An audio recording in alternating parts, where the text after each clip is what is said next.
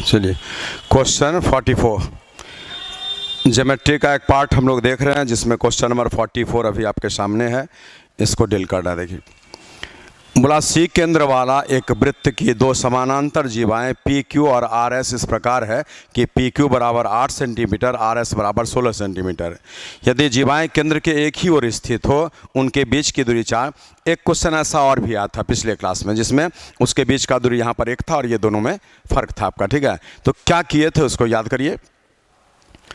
ऐसे एक सर्किल यहाँ पर बना था और यहाँ एक जीवा होगा, यहाँ भी एक जीवा होगा, ठीक है। केंद्र यहाँ पर मान लेते हैं ऐसे। तो क्वेश्चन बोला कि दो समानांतर जीवा पी क्यू 8 है, आर एस 16 है। तो यहाँ पर आर एस बड़ा है ये रखाएगा और पी क्यू यहाँ रखेंगे ऐसा। केंद्र ओ मान ले तो यहाँ से आपको जो ना इस पर अगर ये एम और ये एन लिख दिया जाए तो यहाँ पर अर्थ होता है कि केंद्र से जीवा पर डाला गया लंब जीवा को समद्विभाजित करता है। आज बोलिए अगर हम रेडियस दिखाना चाहेंगे तो रेडियस हमारा है क्या, तो यहाँ से लेकर के ऐसे ये आपको जो है रेडियस हम दिखा देते हैं, देखिए ऐसे। और रेडियस ये भी है जो व्हाइट लाइन में दिखा गया वही आपका रेडियस है। अब बोले क्वेश्चन के अकॉर्डिंगली अगर आपका ये 8 था तो यहाँ पर 4 बन जाएगा और ये 4 बन जाएगा। किस नियम से कि केंद्र से जीवा पर डाला गया लंब जीवा को समद्विभाजित करता है उस नियम से। और 16 अगर था तो ये बन जाएगा 8, तो ये भी हो जाएगा 8 ऐसा। और इसके बीच का डिस्टेंस जो mn हम दिखा रहे हैं वो 4 दिया है और यहाँ पर x अपने मन से आप मान लीजिए। और तब यहाँ पर आपको एक रिलेशन लेना पड़ेगा। देखिए ओ आर जो है ना वो रेडियस है तो ओ आर स्क्वायर कर दिए और ओ पी भी रेडियस है, ओ पी स्क्वायर कर दिए। इसका अर्थ क्या है, ये दोनों बराबर होगा क्योंकि दोनों रेडियस है। यानी यहाँ पर आपको हम दिखा देते हैं कि ये दोनों रेडियस है एक ही सर्किल का, इसलिए। अब आइए यहाँ से निकलेगा कैसे, तो 8 का स्क्वायर होगा और प्लस में x का स्क्वायर होगा। या इस ट्रायंगल में जाएंगे तो फिर आपका ये आर स्क्वायर कैसे निकलेगा, ये 4 का स्क्वायर होगा और प्लस में x प्लस 4 का स्क्वायर। इसको जब आप आगे बढ़ाएंगे तो 8 का स्क्वायर 64 हो गया, प्लस में x स्क्वायर हो गया, बराबर में 16 हो गया, ये x स्क्वायर हो गया, 8x हो गया और 16 हो गया। अब ये x स्क्वायर कैंसिल, 16 16 32, इसमें घटेगा 32, 8x का मान 32, इसीलिए x का मान 4 हो गया। बोले जब x का मान 4 निकल आया तो बोले है क्या, ये 4 है यहाँ से लेकर यहाँ तक और ये 8 है। तो अब रेडियस ये जो है आराम से निकलेगा, जिसके लिए 8 का स्क्वायर प्लस 4 का स्क्वायर करना पड़ेगा। क्वेश्चन वृत्त की त्रिज्या ही पूछा है तो हम लिखेंगे 8 का स्क्वायर प्लस में 4 का स्क्वायर अंडर रूट। बोले 64 में 16 जोड़ेंगे 80 बनेगा। ये 16 5 होगा, 16 के लिए 4 बाहर हो जाएगा और रूट 5। आपके प्रश्न का आंसर आ गया है जो 4 रूट 5 सेंटीमीटर दिख रहा है, ऑप्शन सी। बहुत अच्छा क्वेश्चन है, आप यहाँ पर इसको टिक आउट कर लीजिए। तो ऐसा प्रश्न जब भी मिलेगा इस तरीके से आप सोचेंगे। Railway, SSC, CPO, Delhi police, Bihar SSC, है ना, कोई भी एग्जामिनेशन हो तो आप इसको इंपॉर्टेंट मानेंगे। चलिए अगला प्रश्न आइए 45 नंबर सी। आज ये क्वेश्चन क्या बोल रहा है, बोला है किसी वृत्त की दो जीवाएं केंद्र के विपरीत तरफ स्थित है। अब देखिए ये क्वेश्चन बदल गया, ठीक है, टाइप वही है लेकिन इस ये केंद्र के विपरीत तरफ बोल रहा है। मीनिंग है केंद्र यहाँ पर होगा तो एक जीवा उधर होगा ऐसे, एक जीवा इधर होगा ऐसे। अब बोलता है कि विपरीत तरफ जिसकी लंबाई क्रमशः 8 मीटर 6 मीटर है। तो आप यहाँ पे ऐसे जैसे मिलाएंगे ना ये करके, ये केंद्र है, यहाँ परपेंडिकुलर पड़ेगा, यहाँ परपेंडिकुलर पड़ेगा। तो एक 8 है एक 6 है। तो यहाँ पर अगर जैसे आप देखें, जैसे हम इसको ए बी सी डी अपने मन से लिख दिए, यहाँ पर ओ, यहाँ पर एम, यहाँ पर एन, ऐसा। तो हुआ क्या कि जो 8 और 6 है तो बड़ा वाला 8 कर देंगे तो यहाँ पर 4 4 लिखना पड़ेगा और 6 के लिए यहाँ पर 3 3 लिखना पड़ेगा। क्यों, केंद्र से नियमित करिए, केंद्र से जीवा पर डाला गया लंब जीवा को समद्विभाजित करता है। उसका नियम क्या है, ऐसे देखिए यहाँ पर केंद्र से जीवा पर डाला गया लंब, ये सेंटर है, ये आप कोड बोलते हैं। इस पर परपेंडिकुलर जब डाले हैं तो ये 2 बराबर भागों में बटेगा। मीनिंग है आपको यहाँ पर AC बराबर में CB होगा। ये नियम आपका होता है, ठीक है। अब यहाँ पर सोचिए कि आज अगर इसको रेडियस हम दिखा दें ऐसे R और यहाँ भी ऐसे मिला दें तो R, एक ही वृत्त है, सेम रेडियस। अब यहाँ से क्या है कि आपसे बोला है कि वृत्त की त्रिज्या 5, अच्छा 5 तो दे ही दिया, बोले R 5 है, मीनिंग है R बराबर में 5 लिख दिए और यहाँ भी R बराबर में 5 लिख दिए। अब बोलिए आप यहाँ से MO जब निकालेंगे तो ये 4 ये 5 तो ये 3 निकल गया, हम आपको लिख के भी देंगे, ये 5 ये 3 तो ये 4 निकल गया, ठीक है। और तब MN पूछा है कि दोनों जीवा के बीच की दूरी कितनी है, तो MN आपसे पूछा है, जो 3 और 4 को जोड़ेंगे तो आपके प्रश्न का आंसर 7 आ जाएगा, और 7 मीटर ये इसका आंसर होगा। लेकिन ये कैसे निकला है, तो बोले MO जब निकालेंगे तो 5 का स्क्वायर, ये बोला है ना राइट एंगल ट्रायंगल, 5 का स्क्वायर और माइनस में 4 का स्क्वायर, अंडर रूट ऐसा 25 में 16 गया है तो 9 हो गया, और इसी से ये 3 निकला। जब आप NO निकालेंगे तो इस ट्रायंगल में आना पड़ेगा ऐसे, तो वहाँ पर लिखाएगा 5 का स्क्वायर माइनस में 3 का स्क्वायर और अंडर रूट 25 में 9 गया है तो 16, अंडर रूट में बाहर होगा तो 4, और यही जोड़ करके आंसर। बहुत अच्छा क्वेश्चन है, इसको भी हम टिक लगा दे रहे हैं। आगे बढ़ते हैं, 45 के बाद 46 नंबर पर आइए। देखिए अब क्वेश्चन बोल रहा है कि दो वृत्त एक दूसरे को अंतः स्पर्श करते हैं, इसकी त्रिज्या क्रमशः 2 सेंटीमीटर और 3 सेंटीमीटर। बोलिए अंतः स्पर्श का अर्थ आपको समझना पड़ेगा, मीनिंग है ऐसे करके ये एक सर्किल है, और यहाँ पर जो है ना फिर इस प्रकार से एक सर्किल है जिसको अंतः स्पर्श करे, और बड़े वाले सर्किल के लिए केंद्र यहाँ पर दिखा देते हैं, बड़े वाले सर्किल के लिए, और छोटे वाले के लिए केंद्र यहाँ दिखा देते हैं। बोला है दो वृत्त, देख रहे हैं अंतः स्पर्श, यहाँ पे अंतः स्पर्श हो गया, अंतः स्पर्श करते हैं। फिर बोला जिनके त्रिज्या क्रमशः 2 सेंटीमीटर 3 सेंटीमीटर। बोलिए छोटे वाले का 2 होगा और बड़े वाले का 3 होगा। तो बोले छोटे वाले का रेडियस अगर 2 होगा तो इसका अर्थ क्या है कि ये केंद्र अगर है तो यहाँ से हम लोगों को जो है ना ये कैसे लेना पड़ेगा, ये उसके लिए हो गया टोटल में 3, ये तो यहाँ से हम लोगों को क्या करना पड़ेगा, ये 1 फिर ये 1 और ये केंद्र अगर है तो यहाँ से ये पूरा 2। अब गौर से देखिएगा, ये आपका C1 और ये C2 लिखते हैं ऐसे, ठीक है, केंद्र 1 और केंद्र 2, सेंटर 1 सेंटर 2।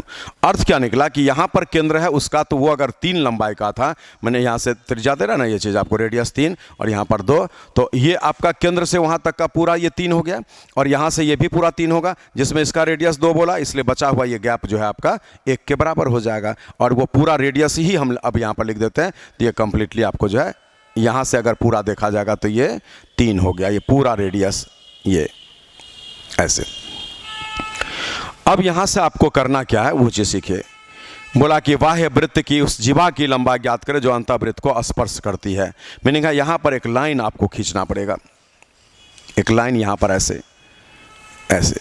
तो क्या बोला है कि बाह्य वृत्त के उस जीवा की लंबाई बताइए, इस जीवा की लंबाई, बाहरी वृत्त के लिए क्या वो जीवा है जो इस छोटे वृत्त का स्पर्श रेखा हो गया, क्योंकि अंतः स्पर्श करती है। यहाँ पर बोला ना कि उस जीवा की लंबाई कहते हैं ऐसे अंतः स्पर्श करते हैं यहाँ पर। अब यहाँ पर क्या बोल दिया था, दो वृत्त एक दूसरे को अंतः स्पर्श करते हैं, और यहाँ पर ये फिगर बन गया। अब इसी से आपको निकालना है, तो बोलिए यहाँ अगर हम बढ़े ऐसे तो ये तो यहाँ से लेकर के यहाँ बड़े वृत्त का रेडियस हो जाएगा जो कि आपको 3 दिया था, उसके बाद में यहाँ से यहाँ पर आपको ऐसा हो गया, ये 90 डिग्री का एंगल भी बन जाएगा। उसके बाद में आपको जो है इसकी लंबाई निकालना, मैंने ये पूरा निकालना पड़ेगा। तो अब यहाँ से बोलिए अगर हम ये CM लगा देते हैं, चलिए तो MB कैसे निकलेगा वो आप निकालिए। MB कैसे निकलेगा, तो बोले यहाँ से 3 का स्क्वायर ये माइनस में ये वाला ऐसे 1 का स्क्वायर, ये 1 है ना ये, तो 3 का स्क्वायर और माइनस में 1 का स्क्वायर ऐसा, तो 9 में 1 घटा दीजिए 8 बन गया ऐसा, √8। ये आपको निकल गया कौन सा, MB की लंबाई ऐसा, ठीक है। तो MB की लंबाई ऐसा निकला, तो इसको ब्रेक कर दीजिए, 2√2 हो गया। इसलिए MB जितना निकलेगा तो आप AB निकालेंगे तो MB का डबल करेंगे तो डबल, और MB ऐसा हो गया। इसी को हम कैलकुलेट करेंगे तो हमारा 4√2 जो आएगा ये इस प्रश्न का आंसर हो जाएगा। चलिए जल्दी से उतार लीजिए, अच्छा क्वेश्चन है, 4√2 इस प्रश्न का आप आंसर देंगे। जल्दी से उतारिए, 4√2, ठीक है। चलिए बहुत अच्छा क्वेश्चन है, एक बार आप अपने से देखेंगे, इसको भी टिक लगा के रख लीजिए। अच्छा क्वेश्चन लेकर के आए हैं, ये आपका बहुत अच्छा, जिसमें कि थोड़ा दिमाग आपको अपना लगाना है।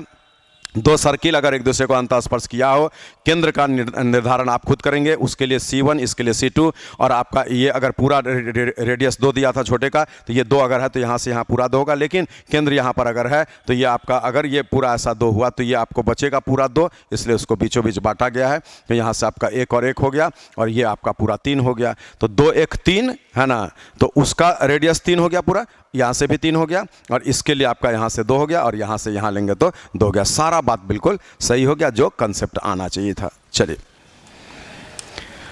46 के बाद 47 नंबर को देखिए। चलिए 47, ये आपसे बोल रहा है कि दो वृत्त जिसकी जीवा क्रमशः 9 सेंटीमीटर 4 सेंटीमीटर एक दूसरे को बाहर से स्पर्श करते हैं और उसके उभयनिष्ठ सीधी स्पर्श रेखा की लंबाई कितनी है। सीजीएल में पूछा हुआ प्रश्न है, बहुत इंपॉर्टेंट क्वेश्चन है, इसको भी टिक लगाएंगे। देखिए बोले बोल रहा है क्वेश्चन कि एक सर्किल ऐसा है, एक सर्कल ऐसा है और ये दोनों वृत्त का आपको रेडियस दे चुका है जो कि 9 और 4 दिया है, एक दूसरे को बाहर से स्पर्श करते हैं और उसके उभयनिष्ठ सीधी स्पर्श रेखा जैसे ये हो गया, तो इसी AB की लंबाई आपसे पूछा जा रहा है। जबकि यहाँ से ऐसे करते हुए आप अगर देखेंगे तो ये आपको दिया है कितना 9 और ये दिया है आपको 4। तो बोले इसके लिए एक पॉइंट आप लिखेंगे कि दो वृत्त जब एक दूसरे को बाहर से स्पर्श करे तो उसके उभयनिष्ठ सीधी स्पर्श रेखा है ना, ये कॉमन उभयनिष्ठ सीधी स्पर्श रेखा, कॉमन स्ट्रेट टेंजेंट लाइन है ना, ये हो गया ऐसे। बोले ये टेंजेंट लाइन ये कैसे निकलेगा, तो इसके लिए कंसेप्ट होता है केंद्रों के बीच की दूरी। शब्द में अगर हम देखें तो यहां पर लिखागा केंद्रों के बीच की दूरी। क्या बोले, केंद्रों के बीच की दूरी का वर्ग होगा और माइनस त्रिज्याओं का अंतर, त्रिज्याओं का अंतर इसका भी वर्ग होगा। बहुत इंपॉर्टेंट क्वेश्चन है, ध्यान से सुनेंगे, और इस पूरे का अंडर रूट हो जाएगा। अब यहां से अगर बना जाए तो बोले केंद्रों के बीच की दूरी, बोले ये 9 और ये 4 है तो केंद्रों के बीच की दूरी 13 हो गया, 9 + 4, और त्रिज्याओं का अंतर तो 9 और 4 त्रिज्या है, तो ये ऐसा हो गया। जब आप इसको सॉल्व करते हैं तो 9 4 13 का स्क्वायर 169 होगा और यहाँ पर 25 होगा, फिर अंडर रूट होगा 144 होगा, और इसी को हम सॉल्व करेंगे तो हमारे इस क्वेश्चन का आंसर 12 हो जाएगा, जो 12 CM यहाँ पर दिख रहा है। बहुत इंपॉर्टेंट क्वेश्चन है, आप जो है ना ऐसे लिख दीजिए, है ना ऐसे, मोस्ट इंपॉर्टेंट ये चीज़। फॉर्मूला केवल याद कर लीजिए कि दो वृत्त जब एक दूसरे को बाहर से स्पर्श करे तो उसके उभयनिष्ठ सीधी स्पर्श रेखा, इंग्लिश में कॉमन स्ट्रेट टेंजेंट लाइन की लंबाई कैसे निकलेगा, अंडर रूट केंद्रों के बीच की दूरी का वर्ग माइनस में त्रिज्याओं का अंतर का वर्ग, ऐसा हो गया। ये आपका उत्तर आ गया। अब यहां पर क्या है कि इसी क्वेश्चन में एक डेरिवेशन पे आप ध्यान दीजिए कि आखिर ऐसा क्यों हो जाएगा। दूसरी बात, इसी फॉर्मूला में हम थोड़ा सा आपको और एक कंसेप्ट देना चाहेंगे जिस चीज़ को यहाँ से आप देख सकते हैं। देखिए बोले अगर आप यहाँ पर ये कंसेप्ट यहाँ पर अप्लाई करते हैं, सही है, तो इसको थोड़ा सा एक फॉर्मूला के तौर पर और आप चेंज कर सकते हैं। बोलिए अगर हम यहाँ पे R मान ले, कैपिटल R, और ये ऐसा, तो बोले यही ना बन जाएगा, और यहाँ पर ऐसा बन जाएगा। तो इससे अगर हम डेरिवेशन करके अपना एक फॉर्मूला बना लें तो यहाँ पर क्या होगा, A + B का होल स्क्वायर माइनस में A - B का होल स्क्वायर, तो आपका ये क्या हो जाता है 2 ब्रैकेट A स्क्वायर और प्लस में B स्क्वायर अंडर रूट, ये हो गया। अब यहाँ से आपको जो है ना, अभी एक सेकंड देखेंगे, माइनस है ना तो 4 लगा दीजिएगा, ये उल्टा हो गया, प्लस वाले में ये लिखा जाएगा, और माइनस का फॉर्मूला है ना, यहाँ माइनस दिया हुआ है, तो माइनस जब होगा तो आपको क्या आ जाएगा 4AB ऐसा। चलिए अब इसको सही कर लिया जाए तो 2 under root R × R, meaning है हम इस फॉर्मूला के हेल्प से भी डायरेक्ट आंसर दे सकते हैं। बोलिए जब यहाँ पर आपसे लेंथ बोलेगा तो ये लेंथ हम लोग ऐसे प्रश्न में अब कैसे निकालेंगे, तो 2 अंडर रूट R × में R, बोलिए यहाँ पर बैठा ये 2 9 × में 4, और यहाँ से आपका 9 4 36 से 6, तो 2 6 12, ऐसे प्रश्न का एक्सप्लेनेशन ये एक्चुअल में हो जाएगा। ऐसा ये चीज़ आप याद कर लेंगे इस तरीके से। लेकिन आइए हम थोड़ा और आपको इसमें दिखाना चाहेंगे कि ऐसा आखिर क्यों होगा वो चीज़। बोलिए यहाँ से एक सर्कल होगा, यहाँ से एक सर्कल होगा, यहाँ पर आपका केंद्र होगा, यहाँ पर केंद्र होगा, ओके। और देखिए जब हम यहाँ से ऐसे मिला देंगे तो ये आपका R है, ये स्मॉल r है, ये उसके बाद यहाँ से ऐसे जैसे मिलाएंगे, ये आपका ऐसा, यहाँ से ऐसा, तो ये आपको जो पूछा है AB लगा दीजिए ये चीज़, और यहाँ से आपका CD लगा दीजिए, ये आपका R है, ये स्मॉल r है। अब हम क्या करते हैं, इसमें अपना कंस्ट्रक्शन करते हैं, मीनिंग है अगर हम ऐसे करके एक लाइन ड्रॉ करते हैं, ये चीज़ यहाँ पे तो 90 बनेगा। किस नियम से बनेगा 90? तो केंद्र से स्पर्श बिंदु को मिलाने वाली सीधी रेखा स्पर्श रेखा पर लंब होती है। बोले अगर ये यहाँ तक आर है स्मॉल में, तो ये भी स्मॉल में आर है, और यहाँ से जो है ना ई अगर लिख दिया जाए तो अब क्या होगा, ये जो बचेगा वो कैपिटल आर पूरा था ना, तो ये आर स्मॉल वाला, तो ये जो आर है ना इसको हम यहाँ पर लिखते हैं कैपिटल आर माइनस में स्मॉल आर। ऐसा कौन सा लेंथ? यहाँ से लेकर यहाँ तक ये। अब आप इस चीज़ को यहाँ से समझ लीजिए, ये एक राइट एंगल ट्रायंगल होगा, और बोलिए ये जितना होगा उतना ही ई से लेकर के बी तक का डिस्टेंस होगा, तो वो तो लिख देते हैं आर प्लस में स्मॉल आर। अब आइए, आपको चाहिए ए बी की लंबाई। ए बी की लंबाई जब निकलेगा एक समकोण त्रिभुज में, वो कैसे निकलेगा? 90 के सामने का भुजा ये है, तो आर प्लस आर का होल स्क्वायर हो गया, और माइनस में ये वाला जो आर माइनस आर है इसका होल स्क्वायर, ऐसा। तो इसी से जब आप अंडर रूट करेंगे तो ये मान निकल गया, और यही तो फॉर्मूला आपको दिया गया था कि केंद्रों के बीच की दूरी का वर्ग का स्क्वायर, और आपको ये आपको हो गया त्रिज्याओं के अंतर का स्क्वायर, ऐसा। और इसी को हम बढ़ा करके वो शेप भी ला करके दिखाए थे कि ये 4r ऐसा हो जाएगा, तो बाद में 2 under root r into r ऐसा हो जाएगा। तो ये आप याद रखेंगे, उसी को शॉर्ट करके ऐसा याद रख सकते हैं। हम डेरिवेशन भी आपको दिखा दिया ऐसा क्यों होता है। ये क्वेश्चन ऑलरेडी पूछा जा चुका है। चलिए, इसी में क्या है, एक आ जाता है जब आपको वो चेंज कर देगा। कैसा? देखिए यहाँ पर एक सर्किल ऐसा लेगा और एक सर्कल ऐसा लेगा, और यहाँ से आपको जो ना केंद्र है, यहाँ पर केंद्र है ये चीज़, और ये है ना ऐसे मिलाएगा। ये जो आएगा ना ए और ये बी ऐसा, ये आपको तिर्यक उभयनिष्ठ स्पर्श रेखा, स्पर्श रेखा, ठीक है। तो बोले यहाँ से हम लोग जो है ये लाइन इस जगह पर लेंगे। अब देखिए यहाँ पर ये बोलता है ना उभयनिष्ठ सीधी स्पर्श रेखा, स्पर्श रेखा, ये कैसे निकलेगा? तो इसमें कंसेप्ट आता है केंद्रों के बीच की दूरी, केंद्रों के बीच की दूरी, इस पूरे का होल स्क्वायर, और यहां पर आपको माइनस त्रिज्याओं का योगफल, त्रिज्याओं का योगफल, पूरे का वर्ग, और फिर अंडर रूट, ऐसे। ये इसका फॉर्मूला का जो क्वेश्चन ऐसे अभी तक नहीं आया है, लेकिन आप इसको भी याद रखेंगे। सीधी स्पर्श रेखा की लंबाई तो बता दिए, अब ये तिरछी स्पर्श रेखा की लंबाई है जो इसके अनुसार बनेगा। तो इसमें क्या होगा ना, ये केंद्रों के बीच का दूरी जो है ये उसको देना पड़ेगा। जैसे हम इसको पूरे को डी मानेंगे तो वो उसको देना पड़ेगा, और ये आपका आर होगा, और यहाँ से फिर जो है ये स्मॉल आर होगा। और इसी हिसाब से अगर आप इसको बढ़ा देंगे यहाँ पर ऐसे करते हुए ये चीज़, और इसको मिला देते हैं ऐसे, ये। तो अब क्या होगा कि अगर ये D है ना, तो ये पूरा D हो गया, और आपको तो निकालना ये बोला D कौन सा हो गया, ये पूरा बता रहा है ऐसे करके, ये यहाँ तक ऐसे D, और ये भी पूरा वही चीज़ दिखा रहा है ऐसे करके D। तो अब इस जगह पर क्या कि ये स्मॉल r है, तो ये स्मॉल r ऐसा।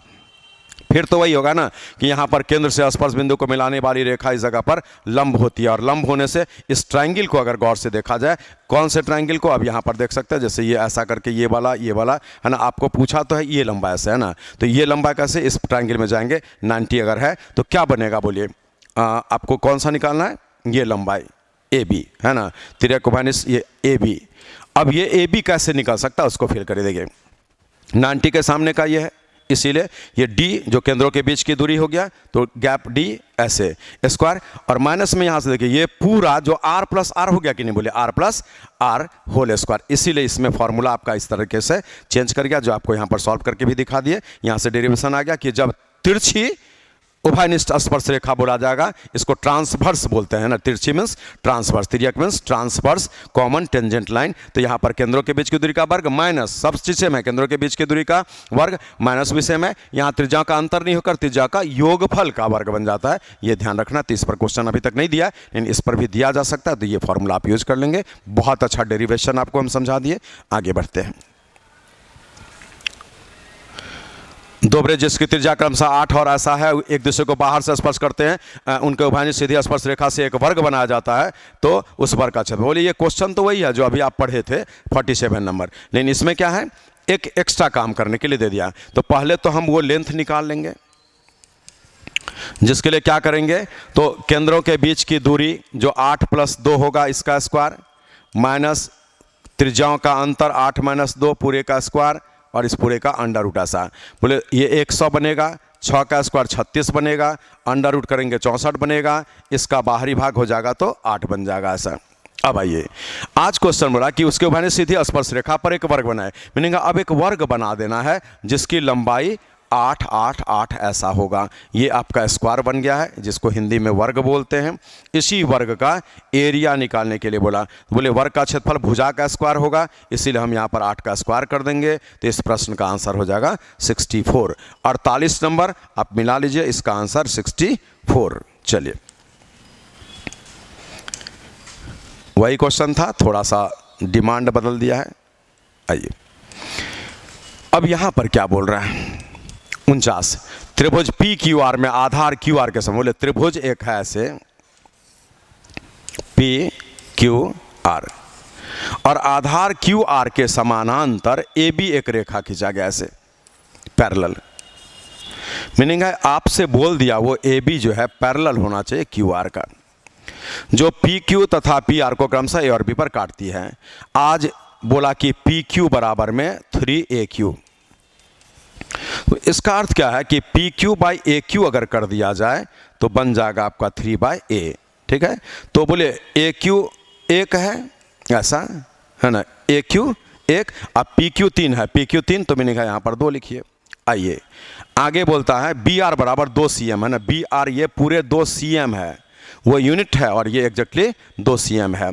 तो PB की लंबाई ये बोला है, तो आप बोलिए कि अगर ये इसके पैरेलल है, यहाँ 1:2 का रेशियो है, तो इसका भी ये 1:2 का रेशियो बनेगा। तो इस जगह पर हम लिखेंगे, अगर ये चीज़ है ना कि पैरेलल लाइन है और यहाँ पर क्वेश्चन के अनुसार आपको जो है ना AQ और आपका AP है ना, AQ और AP में अगर 1:2 का रेशियो बना है, ये पैरेलल होने के कारण यहाँ पर भी रेशियो वैसा ही बनेगा। मीनिंग है PB और आपको BR अगर लिया जाएगा तो बिल्कुल यहाँ पर जो है वही 1:2 का रेशियो बनेगा, जिसमें ये ऑलरेडी आपका 2 दिया है।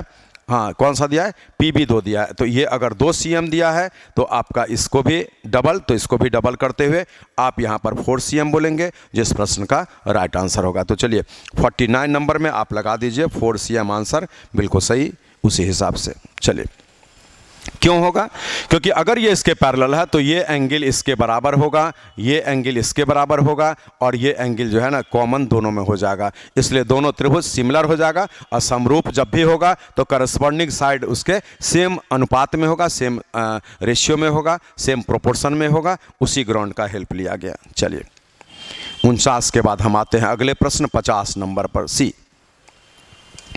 50 नंबर क्वेश्चन, त्रिभुज ABC की भुजा AB और AC पर 2 बिंदु D और E इस प्रकार है कि ऐसा। देखिए, आज बोल रहा है कि एक त्रिभुज आपका ऐसे करके ABC है, ये जिसमें बोलता है कि भुजा AB और AC पर D और ऐसा, तो AB पर D होगा और यहाँ पर D लगा देते हैं कहीं पर भी, और फिर बोलता है कि AC पर E है, यहाँ पर E लगा दीजिए, ये ऐसा है, ठीक है, ये मिला देते हैं, ताकि बोले AD 1/3 ऑफ AB। इसका अर्थ क्या है कि AD और AB के बीच 1:3 का रेशियो है।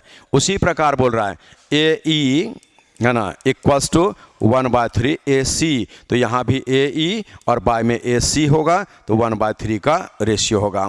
उसी प्रकार बोलिए आज क्या है, AD 1 इकाई और AB ऐसा, मीनिंग 1 इकाई, ये आपका 2 इकाई, तो जोड़ के 3 हो गया, ये 1 इकाई, ये जोड़कर ऐसा 3 इकाई, जो ये बोल रहा है। तो आज इसी पैटर्न से बोले DE जो निकलेगा, ये DE वो भी तो निकलेगा ना 1/3 ऑफ BC ऐसा।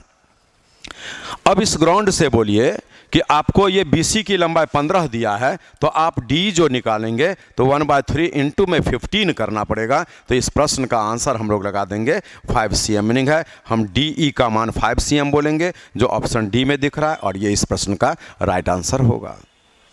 बहुत अच्छा, ठीक है, ज्योमेट्री है, अच्छे से पढ़िए, क्योंकि SSC मेन एग्जामिनेशन आप सभी छात्रों का होता है, जिसमें CHSL है, CGL है, CPO रिलेटेड है, दिल्ली पुलिस रिलेटेड है, उसी से कंसर्निंग बिहार SSC हो जाता है, और थोड़ा सा रेलवे जब जाते हैं तो वहाँ पर भी तो ट्रिगो ज्योमेट्री कोऑर्डिनेट है ना, ये सब पूछता ही है आपको, इसलिए इन सारे पर पकड़ अच्छा बनाने का रिक्वायरमेंट है। एक बार geometry, coordinate geometry, algebra, trigonometry, height and distance तो रेयर है, उसको छोड़ भी सकते हैं, बहुत ज़्यादा इंपॉर्टेंट नहीं होता वो।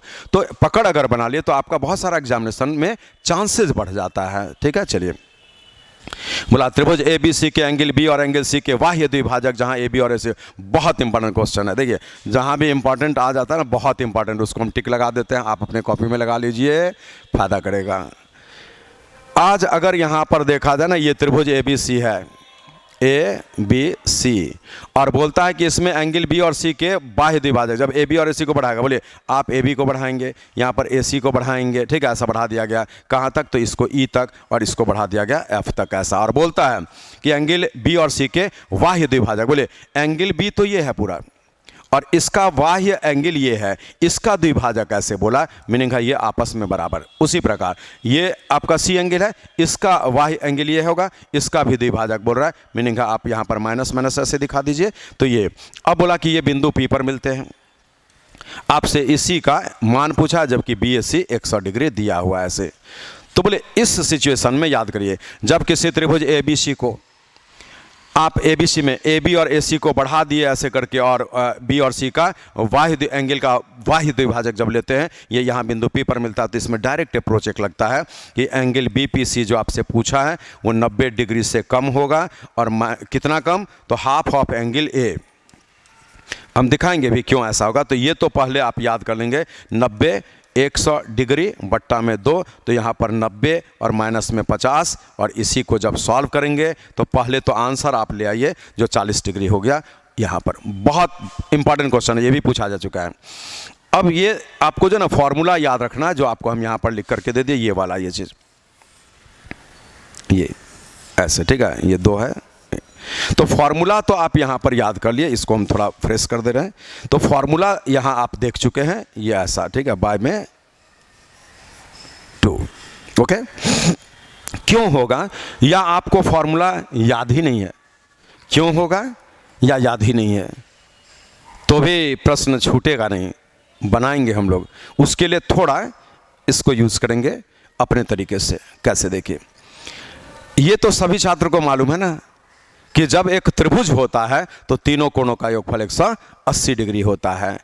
आसन्न कोणों का योगफल 180 डिग्री होता है। आसन्न को इंग्लिश में एडजेसेंट बोलते हैं, ठीक है। तो आसन्न कोण, एडजेसेंट एंगल। तो अब यहाँ पर देखिए कि हम इसको खुद बना करके आपको दिखाते हैं, ठीक है। बोले बनाने के लिए अब मान लीजिए कि हमारे पास ये कंसेप्ट नहीं है, ये फॉर्मूला था, कंफ्यूज्ड हैं, भूल गए हैं ना, तो फिर ये क्वेश्चन आप कैसे बना लेंगे, वो चीज़ अब यहाँ पर आपको दिखाया जा रहा है, और उसके लिए इस जगह पर आप थोड़ा सा ध्यान देंगे। एक एग्जाम्पल हम लोग लेकर के सोच लेंगे। देखिए, बोलिए क्वेश्चन तो जो बोलना था बोल दिया, हम अपना जीके लगाएंगे, मैथमेटिकल जीके, और क्वेश्चन को बिना फॉर्मूला का इजीली बना पाएंगे। बोलिए त्रिभुज के तीनों कोणों का योगफल 180 होता है, इसलिए अगर ये 100 है तो ये जो बचा हुआ है मिला करके 80 होगा ना। अब 80 में आपका जो इच्छा है, 80 को 2 भागों में बांटिए। हम 2 बराबर भाग नहीं बोल रहे हैं, 2 भागों में बांटिए, जैसे इच्छा है। मीनिंग है अगर हम यहाँ पर 30 ले लेंगे तो ये 50 बन जाएगा, और बोले अगर ये 30 है तो एक सरल रेखा पर 180 डिग्री का कोण बनता है, इसलिए ये बचा हुआ कोण जो है 150 डिग्री होगा। वो बीचों बीच बांटा है क्वेश्चन, है ना, 2 बराबर भाग यहाँ पर बोल रहा है, तो आज यहाँ पर 75 लिखना पड़ेगा, 75 और 75 हो गया ना 180 डिग्री। ये 50 है तो ये पूरा आपका 130 होगा, जिसमें 65 बांटना पड़ेगा 2 बराबर भागों में। अब बोले फिर ये जो त्रिभुज बनेगा उसमें 70 और 30 140, तो ये हो गया। जब ये 140 हो गया तो ये बचा कितना आपको, त्रिभुज के तीनों कोणों का योगफल 180 से ये 40 डिग्री, तो यही तो आंसर हो गया।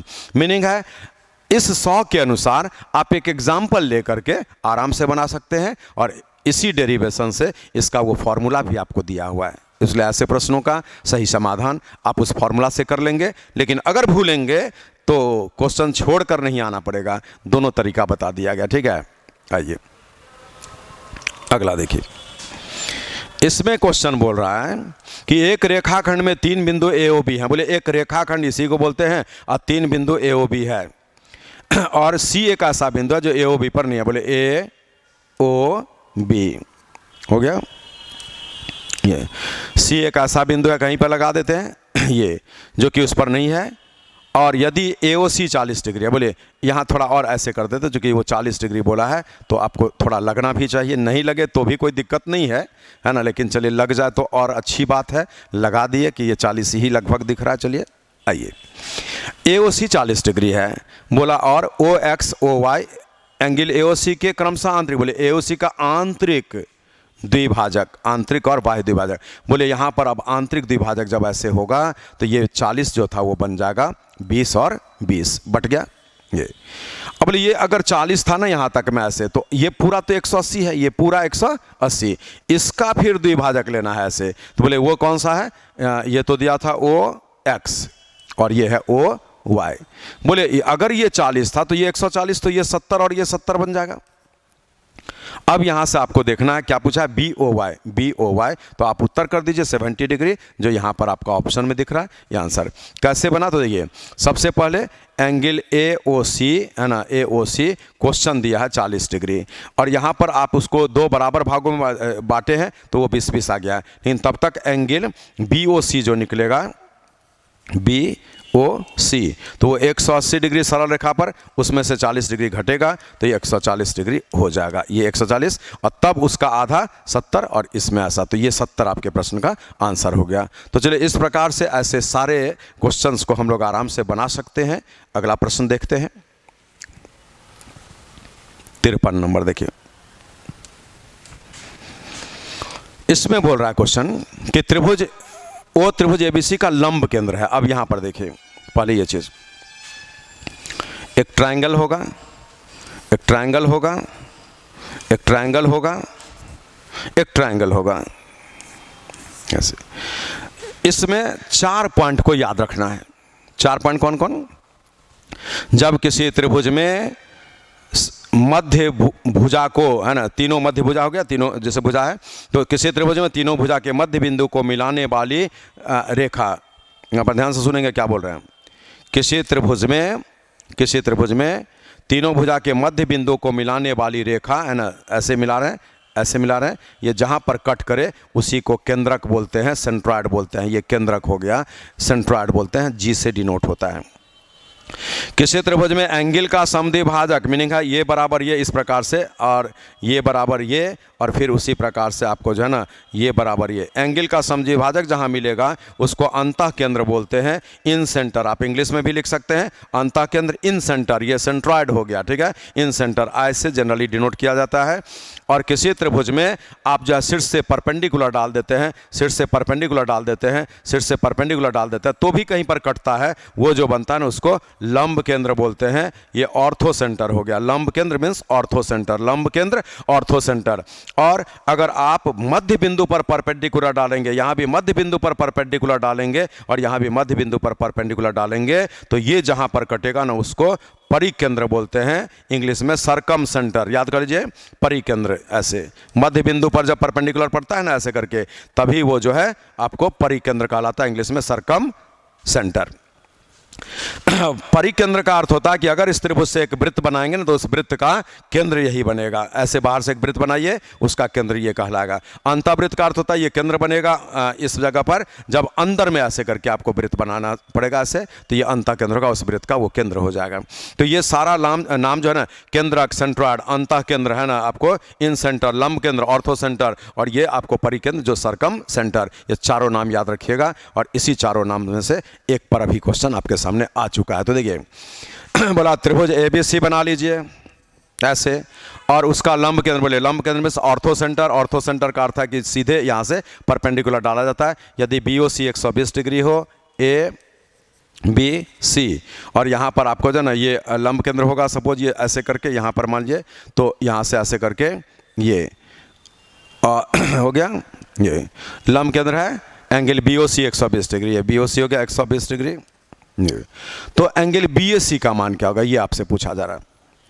बोलिए अगर वो लंब केंद्र है तो ये जैसे बढ़ाएंगे तो यहाँ पर तो 90 हो गया ना, लंब केंद्र के कारण परपेंडिकुलर, यहाँ भी 90, O को हम हटा देते हैं, कन्फ्यूजन ना हो, वो केंद्र था, ठीक है। तो यहाँ से आप ऐसे मिला दिए हैं, यही O है, यहाँ पर O है ना, O हम अलग से लिख दे रहे हैं, ये O है केंद्र। बोलिए अगर आपका यहाँ पे लंब पड़ गया 90 ऐसे, तो 90 90 180 तो हो ही गया, ठीक है। और आपसे पूछा क्या है, एंगल BAC। तो ये जो बचा ना, ये आपको जो बचा, ये शीर्षाभिमुख कोण के कारण 120, और तब ये हो जाएगा 60। तो आपका आंसर तो आ गया 60। ये कैसे बन रहा है तो देखिए, अगर यहाँ से नाम हम दे दें कुछ भी ABCDE ऐसा, तो बोलिए आज यहाँ से देखिए एंगल DOE जो होगा वो अपोजिट एंगल होगा एंगल BOC का, और एंगल BOC तो क्वेश्चन दिया है 120 डिग्री। शीर्षाभिमुख कौन बोलते हैं, अपोजिट, है ना। हिंदी में शीर्षाभिमुख, इंग्लिश में अपोजिट एंगल बोलते हैं, है ना। शीर्षाभिमुख कोण, इंग्लिश में अपोजिट एंगल, है ना, बराबर होगा। चलिए ये 90 ये 90 था तो ये 120 हो गया। तो अब चतुर्भुज के चारों कोणों का योगफल 360, इसीलिए आपको एंगल DAE बोलिए ऐसे, और उसी को क्वेश्चन क्या बोल रहा है, यहीं से B से काउंट कर दिया तो BAC हो गया। तो ये दोनों एक ही नाम है ना, DAE या BAC। तो BAC पूछा तो ये क्या होगा, उसको लिखिए 360 डिग्री में 4 कोण होता है, जो 90 90 दिख रहा है और एक 120 दिख रहा है। बोले ये जब हम लेस करते हैं तो क्या बचेगा 60, और यही इस प्रश्न का आंसर होगा। तो चलिए 60 डिग्री इस प्रश्न का आप आंसर लगा दीजिए। इसके बाद हम लोग आगे बढ़ेंगे अगले क्लास में, आज यहीं तक रोकेंगे, 60 डिग्री तक तो हम लोग आ गए। चलिए एक बार फिर से हम इस चीज़ को केवल समझा दे रहे हैं, क्या है पॉइंट उसको याद करिए। किसी त्रिभुज में शीर्ष से सामने के भुजा के मध्य बिंदु को मिलाने वाली रेखा जिस बिंदु पर क्रॉस करे उसी बिंदु को केंद्रक बोलते हैं, सेंट्रॉइड बोलते हैं, माध्यिका भी बोलते हैं। मैंने माध्यिका तो मीडियन हो गया, तो गुरुत्व बोलते हैं, ठीक है, ग्रेविटी। फिर एक नियम है कि किसी त्रिभुज में तीनों कोणों का अंतः समद्विभाजक जिस बिंदु पर मिलेगा उसको अंतः केंद्र बोलेंगे, इन सेंटर। और शीर्ष से सामने की भुजा पे परपेंडिकुलर डालेंगे तीनों भुजा से, तो वो जहां मिलेगा लंब केंद्र, ऑर्थो सेंटर। और त्रिभुज के तीनों भुजा के मध्य बिंदु पर परपेंडिकुलर डालते जाइए, वो जिस जगह कट करेगा अंदर में, जैसे यहाँ पर ये, तो इसको हम लोग परिकेंद्र बोलेंगे, क्या बोलता है, सर्कम सेंटर। ये 4 नाम। एक जीके और यहाँ याद कर लीजिए कि किसी समबाहु त्रिभुज में, याद कर लीजिए, लिख भी लीजिए, किसी समबाहु त्रिभुज में केंद्रक, अंतः केंद्र, लंब केंद्र और परिकेंद्र होता है संपाती, कनकरेंट, एक ही बिंदु पर। मीनिंग है, इसका अर्थ ये हुआ कि अगर आप यहाँ पर एक इक्विलेटरल ट्रायंगल बना दिए जिसमें भुजा ए ऐसा है, तो इसमें यहाँ पर जो बिंदु है ये यही बिंदु केंद्रक है, यही बिंदु है ना, यही बिंदु केंद्रक, यही बिंदु अंतः केंद्र, यही बिंदु लंब केंद्र, यही बिंदु परिकेंद्र। लेकिन ये सिर्फ समबाहु त्रिभुज में लागू है, ये और त्रिभुज में लागू नहीं होता। और त्रिभुज में ये आपको जो है ना बदलेगा, जैसे त्रिभुज कुछ इस प्रकार का दिखा दिए, यहाँ पर केंद्रक, यहाँ लंब केंद्र, यहाँ परिकेंद्र, यहाँ अंतः केंद्र, कुछ ऐसा हो जाता है, ये चेंज कर जाता है प्लेस उसका, ठीक है। तो चलिए फिर मिलेंगे हम 53 के बाद 54 क्वेश्चन से, इसी ज्योमेट्री के बचे हुए हिस्से को लेकर आएंगे। तो 54 नंबर से अगला क्लास में, ठीक है। इतना को आप रिवाइज करेंगे जैसे जैसे बताया गया, नियम याद रखेंगे। आज तो और एक आइए